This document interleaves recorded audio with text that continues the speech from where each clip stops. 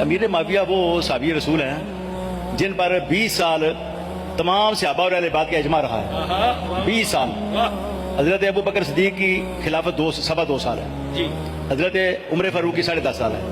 عثمان غنی کی 13 سال ہے. مولا علی کی 4.5 سال ہے. امام حسن کی 6 مہینے کچھ دن ہے. اور امیر معاویہ جب تک جنگیں ہوتی رہی اس کو ہم شامل نہیں کرتے 4.5 سال کو یا 5 سال کو. جب صلح ہو گئی امام حسن نے کہا میں امت کو مروانا نہیں چاہتا, نہ میں امت کو ختم کرنا چاہتا ہوں. امت کو میں نے تباہی نہیں میں دے سکتا. میں امت کے لیے ہر قربانی دیتا ہوں اور میں اپنی خلافت چھوڑتا ہوں, امیر معاویہ کے سپرد کرتا ہوں. جی پھر صلح ہو گئی, مدینہ شریف چلے گئے. امام حسن حسین دونوں بھائی.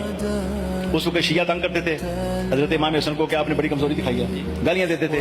ایک نے آپ کو نیزہ بھی مارا ران میں پیچھے سے, آپ بچ گئے, اللہ تعالیٰ نے آپ کو شفا عطا کی.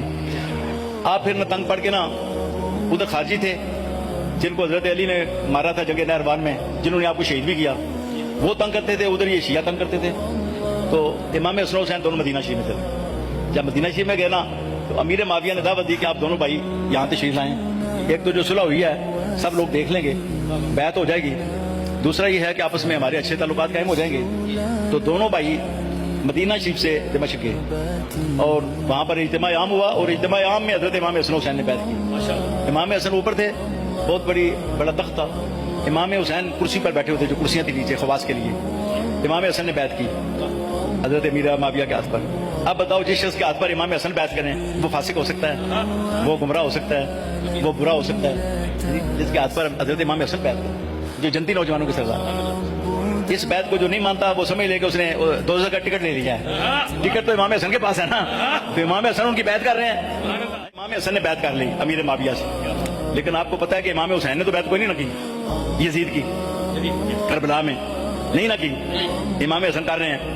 تو ثابت ہوا کہ یزید فاسق ہے, امیر معاویہ عادل ہیں. امیر معاویہ عادل ہیں. رسول اللہ کے شہزادے فاسق کے ہاتھ پر بیعت نہیں کر سکتے. یہ بات میں آپ کو بتانا چاہتا ہوں.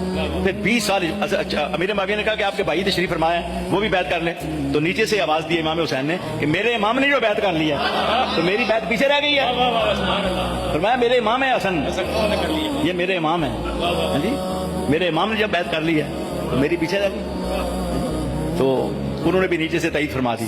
پھر 20 سال 40 ہجری سے لے کر 60 ہجری تک واقعہ کربلا تک 20 سال ربع زمین کے صحابہ تابعین اور اہل بیت اعظام حضرت امیر معاویہ کو امیر المومنین کہتے تھے. ایک نے بھی اختلاف نہیں کیا. کیا تو ہمیں دکھاؤ کس نے کیا. صلح کے بعد کسی نے اختلاف کیا ہو تو دکھاؤ. کیا ان میں کوئی حقوق عالم نہیں تھا, کیا ان میں کوئی عالم ربانی نہیں تھا, کیا ان میں سلطان جابر کے سامنے کوئی کلمہ حق ادا کرنے والا نہیں تھا. ایک بھی نہیں تھا پوری امت میں.